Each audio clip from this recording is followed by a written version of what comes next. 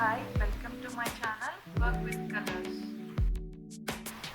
Please subscribe my channel Work with Colors.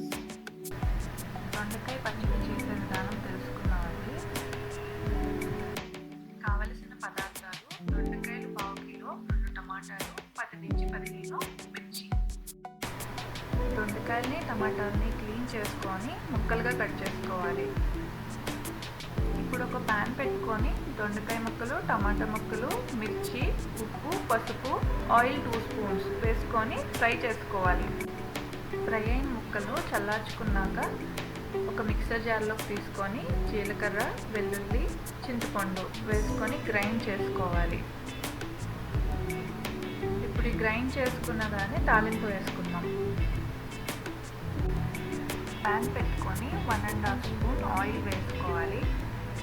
Oil వేడెక్కిన తర్వాత 1 spoon పచ్చిశనగపప్పు వేసుకోవాలి, 1 స్పూన్ మినప్పప్పు,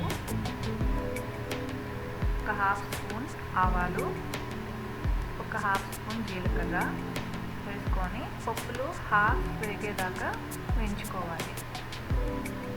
ఇప్పుడు 2 నుంచి 3 దాకా ఎండుమిర్చి వేసుకొని అన్నీ బాగా ఫ్రై అయ్యేదాకా వేయించుకోవాలి.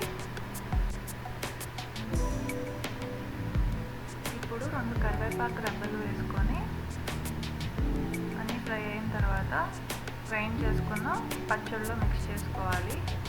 ఈ పచ్చడి వేడివేడి అన్నం అయితే చాలా